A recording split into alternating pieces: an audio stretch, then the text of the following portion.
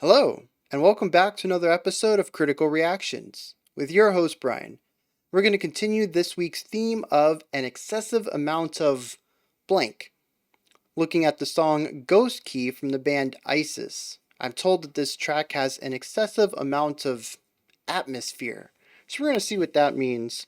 We have an 8.5 minute song, and there honestly is not a lot of lyrics here, so I'm expecting quite a bit of musical elements. Which might be where the atmospherical section comes in. All right, let's see what's going on. ISIS, Ghost Key. All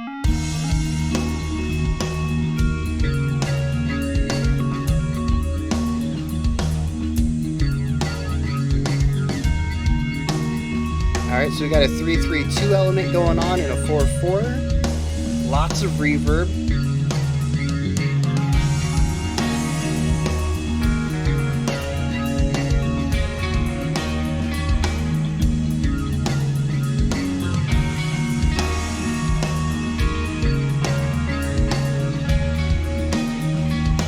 I love this back and forth on these guitars.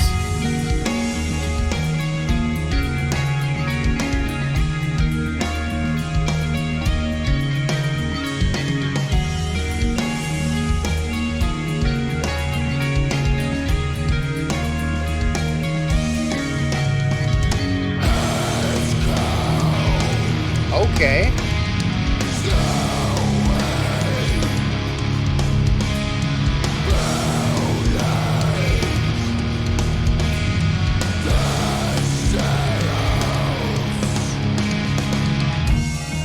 Yeah, so we moved to a 7-4 there.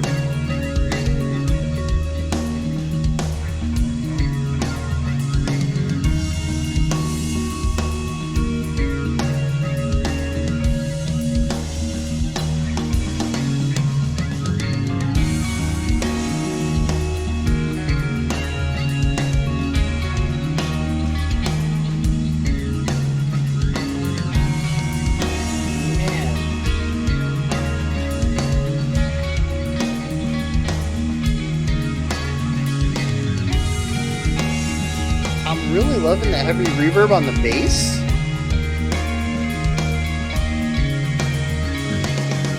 It's almost got like a waviness to it as well. It works really well sitting underneath all the instruments here.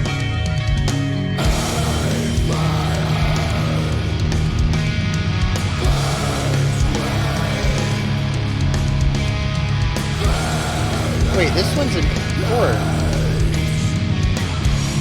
I gotta go back and check the other one. I could have sworn it was a 7.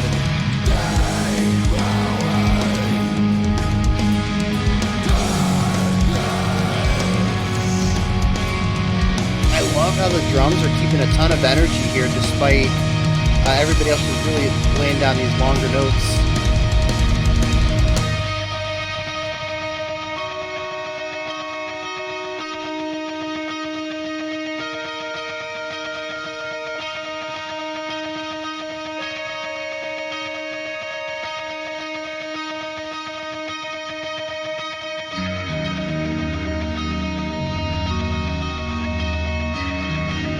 Really nice transition into this, and I love how it's kind of merging the acoustic and electric element from the previous verse chorus.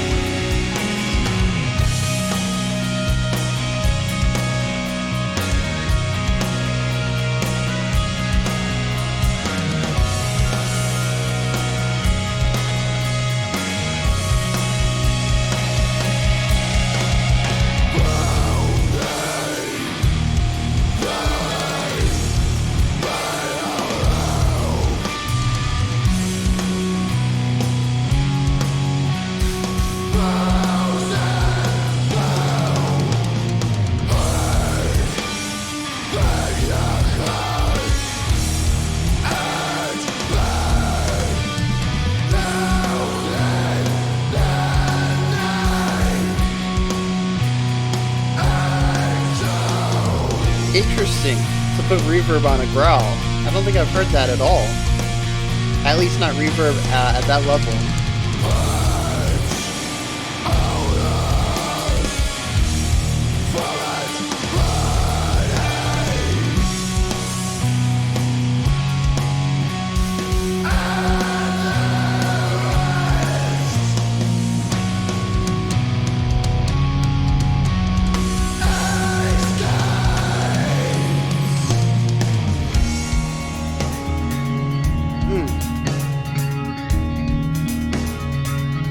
Yeah, pulling in this close to hi-hat rhythm right here. So good as a contrasting element to the really heavy stripped stuff we saw previously. This one's got a real nice loose feel to it.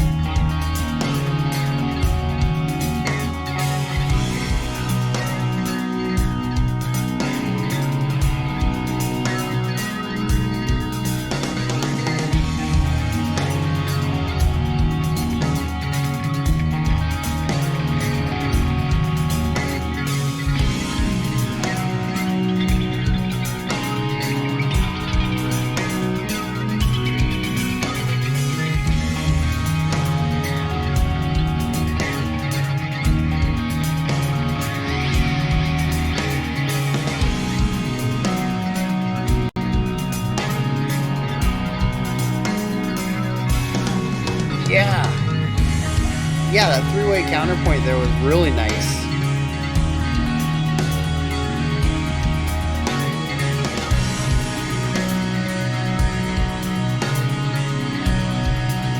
Or maybe counterpoint is the wrong word.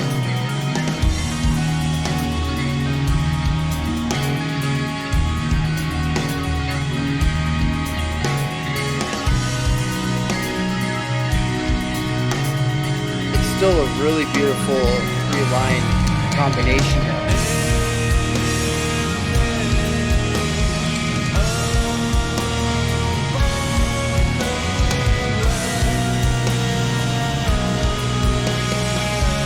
Yeah, and they took the old chorus line in the guitars, but removed the squealiness of the guitar tone. Really made it more muted.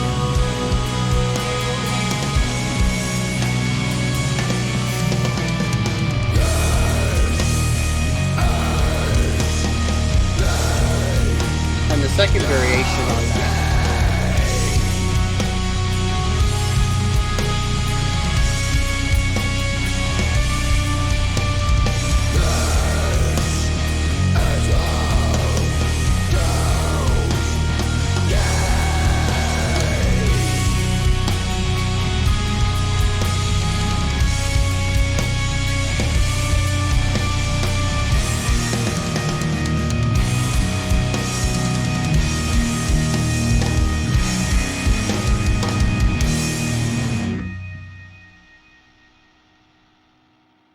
Yeah. Very cool. And I can certainly see that this is very dripping with atmosphere. I can certainly see why it was suggested for the week. And man, all right, so trying to figure out where I want to begin here. There's a few things that I really enjoyed about this one. First of all, contrast. Longtime viewers, you guys know I am a sucker for contrast. I think it's one of the best ways to evoke certain ideas or emotions. Well, I should say certain ideas and emotions, because there are definitely some things that work better through staying at a certain idea for a long time rather than moving between various ideas. But for those who aren't aware, first time watchers or whatever, contrast helps elevate what something is doing. So if you want, we can look at volume as a dynamic that works well with contrast. If you want your 10s to sound loud, if you want your 10 out of 10, you just crank the volume all the way up, you want that to sound loud, it'll sound loud the first time it happens, but the listener's going to get used to it over time. So in order for that 10 to sound like a 10, again, you need to introduce something quieter so when it comes back, it feels loud again. And that's what contrast does. It makes opposing sections, it amplifies what they're doing in opposition. So in this track, we have this chill, almost atmospheric, quiet section that's almost very peaceful. And then we have this raw, growling, lots of dissonance, loud guitars, this doom and danger section. And we're constantly bouncing back and forth between the two of them. And I think both of them are, they're both good. I think the calm section, at least in my ears, is the stronger section as far as the way that it's created. But I think that's just because it ties into what I enjoy out of music more. Whereas the heavy section is very textural. It's more about the way that it sounds and feels. And I think it does a fantastic job of exemplifying the weight and danger and possibly even rage that it exemplifies. But I'm just a sucker for those three-way uh, melodic ideas that we see in the two-pan guitars and the bass in the quieter sections. So yeah, both sections are done very competently. But in my own bias and my own what I look forward to in music, I do lean a little bit closer to the quieter section or the more serene section. It just speaks to me more. But they do both sides really well, and it's something you don't typically see too many bands be able to walk that balancing line. They're either really good at creating that textural, feeling, emotive music, and they can write passable melodic elements, but it's usually going to be a lead line and then some some chord progressions under it, almost like an accompanying part, and that's that.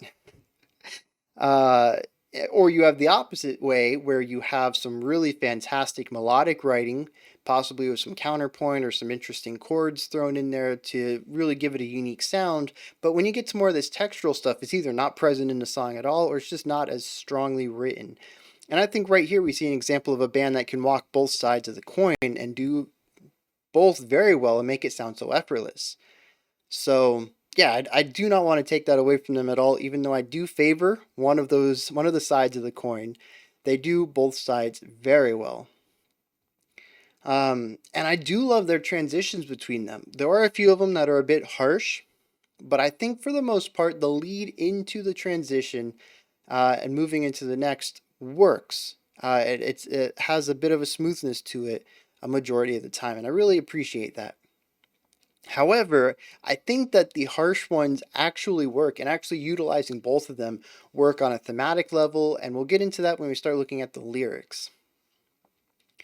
But I do want to go back into the more serene section. I think it's interesting that they can have these two guitars panned. We got the bass in the center, and they do a fantastic job of creating a variety of combinations of sounds between these three instruments in interesting ways. I would almost wager that the phrasing between these three instruments are not always equal. The two guitars, I think, more or less tend to be within the same phrasing, either 4 or 8 bar phrases, but the bass tends to move around. When I hear an iconic part of its riff, maybe it's walking a bass line for a little bit, and then it has a nice little lick to end out the walking. That lick seems to be present in different parts of what the guitars are doing, and it makes me wonder if maybe they're doing a 6 bar phrase. So it's going to line up differently for the first, the first 3 repetitions. And then after the 4th repetition, it's going to line back up with the original placement of that lick within the context of the guitars. I could be wrong on that, but that's what it sounds like to me. So I really enjoy that. That's something that we don't see too often in most of the rock and metal that's been presented to me on the channel. Is most instruments tend to have similar phrasing. We don't really see too much polymetric stuff going on in the music. Although it doesn't really have to be polymetric. I wonder if there's a phrase for that. Polyphrasing? Because polymeter typically implies different phrasing lengths because there's different time signatures, but it doesn't have to. You can certainly have different time signatures and still work within similar phrasing ideas by artificially. We're getting into a different topic here. Anyways, I just enjoy hearing that. Hearing a lick and it being a little longer or a little shorter than what somebody else's lick or riff is. And creating different placements of some ideas against the other instrument's ideas. And I just really enjoy that. It provides some, I guess unexpected moments can work. You hear this idea and you're like, oh, that plays very well with what the guitar's doing. And then when it comes back around, you're like, wait a second, it's in a different place than where the guitar was last time. And it's this nice playfulness. It provides a little bit of unexpectedness, some dynamic elements in the way that these instruments are interacting with each other. And I don't know, I just really enjoy that. I think it's a nice little touch.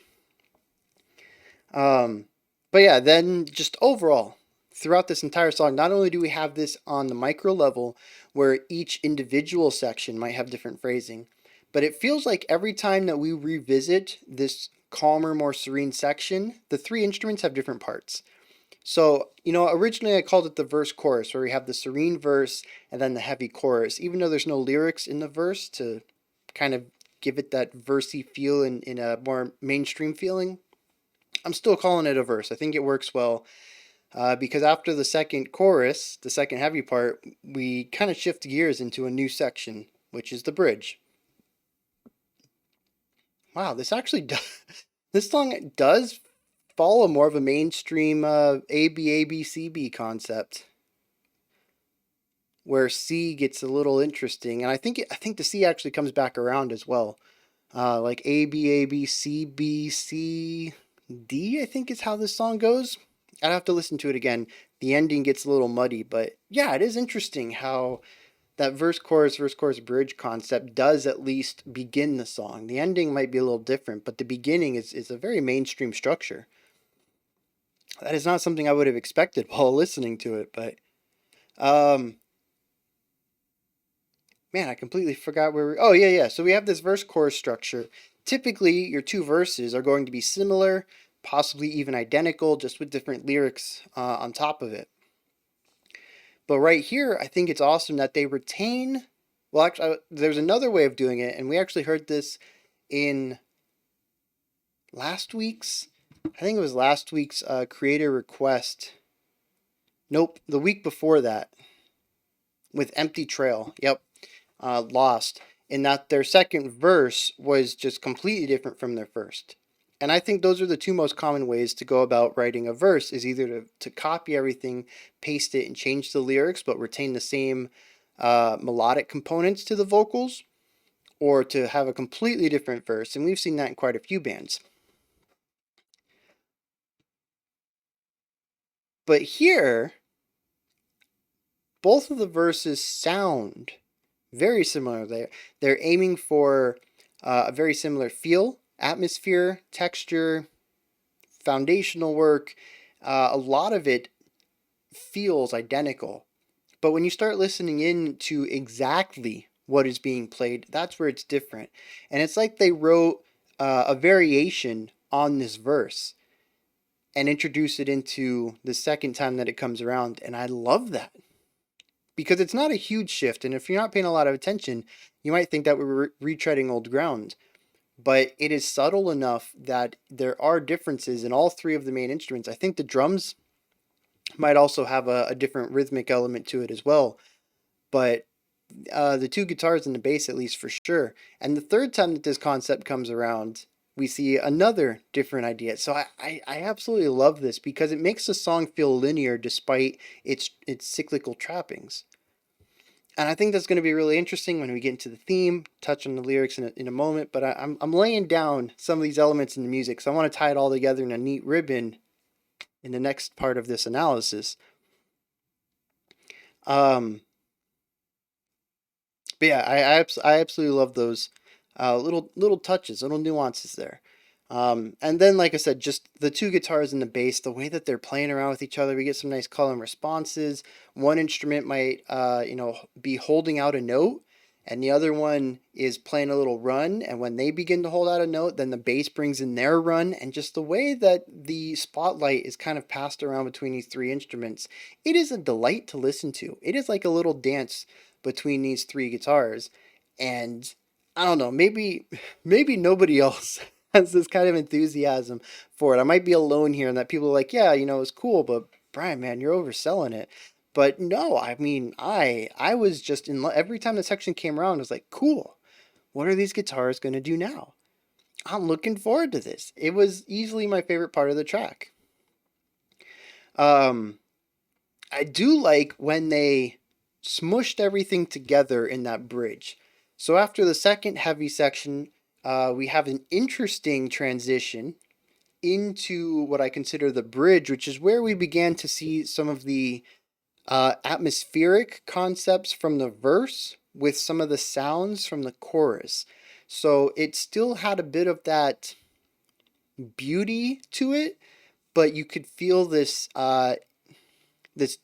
impending terror, this impending negativity. It's sort of underneath the surface, kind of boiling up, as well as we introduce some of the more melodic musical lines from the verse with the electric guitar sounds from the chorus. And it is just a beautiful blending of these two ideas, even without any thematic ideas going on, ignoring the lyric completely. I absolutely love this, where they go, A, B, A, B.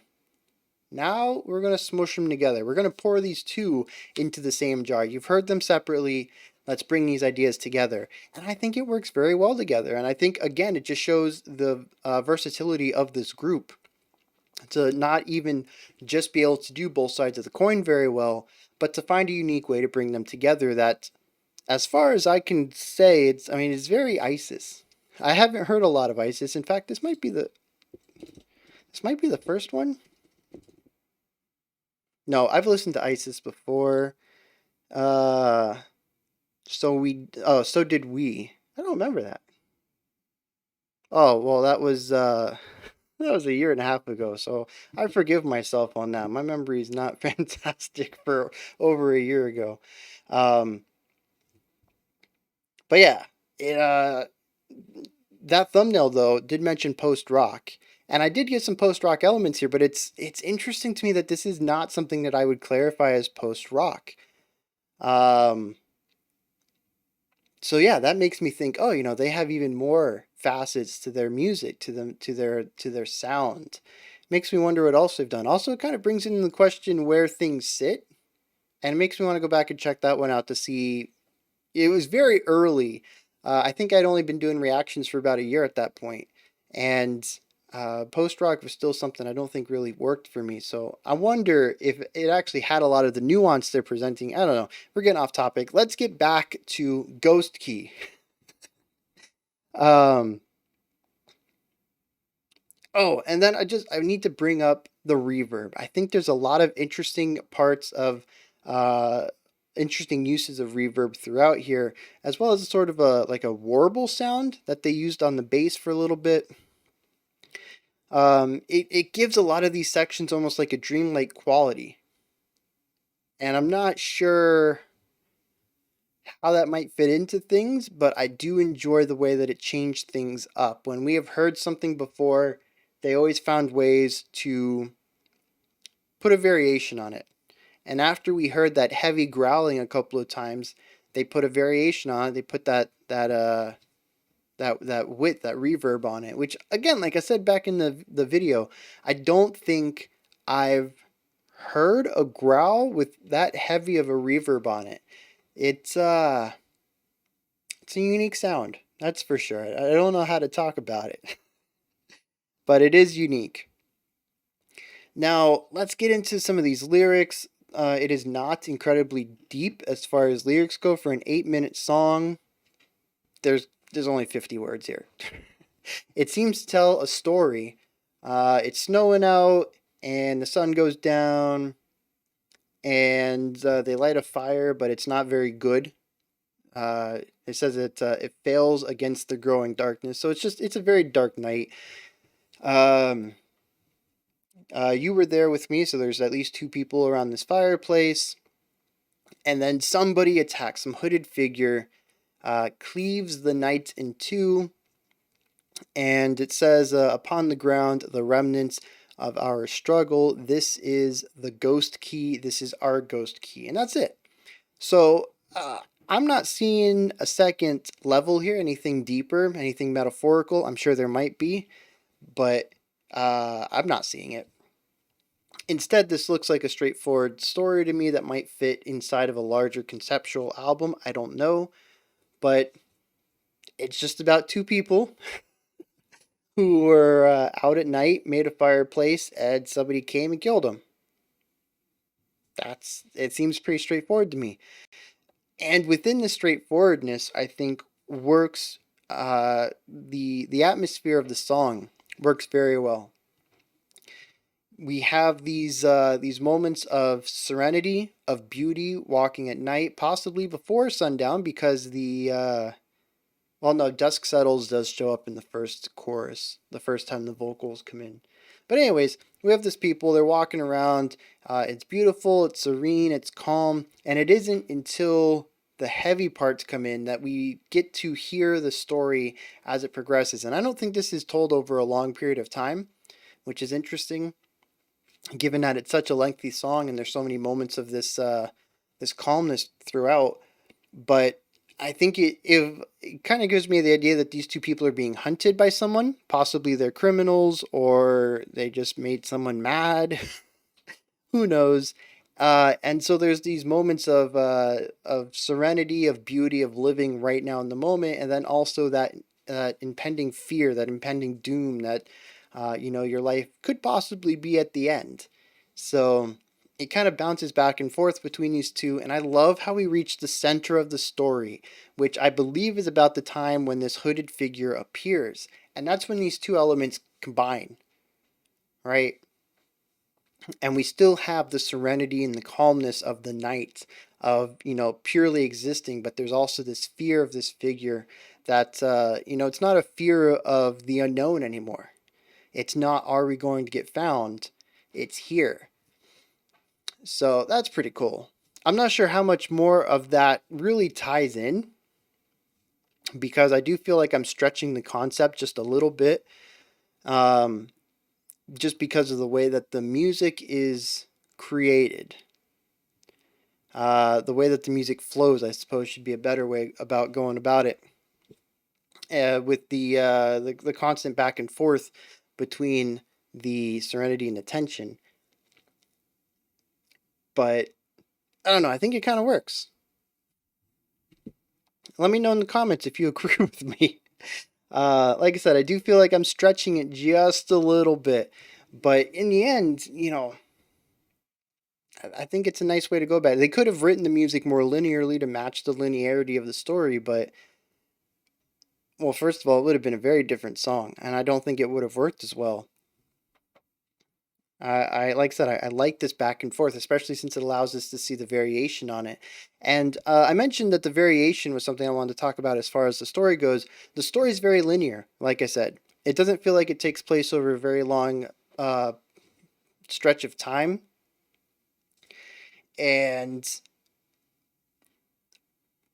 But taking into this account that it feels like these two people walking through places, possibly even a forest, as the cover art suggests. It has these trees against the starlight. Again, could be making a stretch here. The cover art could have nothing to do with this particular song. But you kind of have this idea of the same thing going over and over. You're walking by, trees are past you, you're looking over your shoulder. It feels like you're in this cyclical loop, but of course you're not. Time is linear, time is always moving forward. There's always minor differences that even if you don't notice that they're happening, little animals, changes in the pebbles on the path or whatever like that.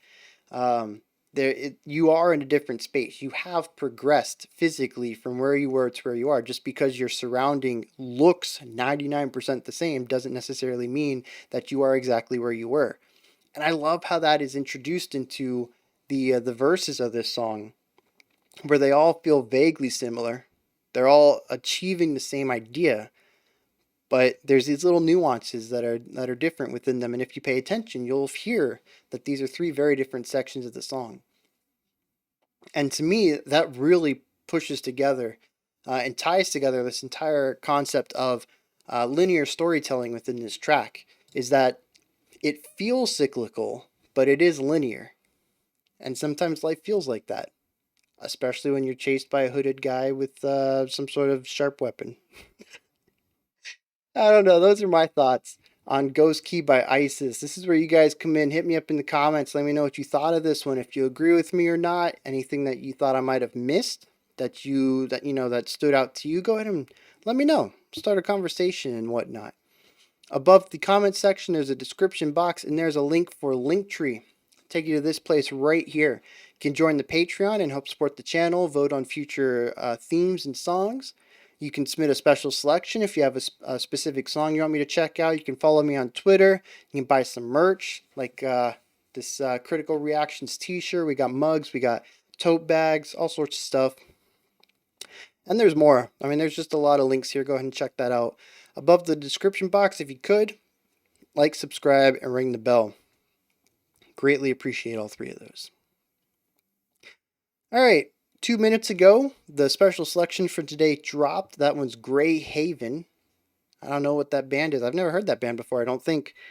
Maybe somebody's requested it in the comments before, but it is vaguely familiar. Anyways, if you're interested in that, go check that one out. Otherwise, I'll be back tomorrow, 5 p.m. Eastern Standard Time, 10 p.m. UTC, as usual. We'll be looking at an excessive amount of something track and a special selection, as we do on Wednesdays. Until next time, remember to be critical but not cynical of the music you listen to. Have a fantastic morning, afternoon, or evening, whenever you choose to watch my videos.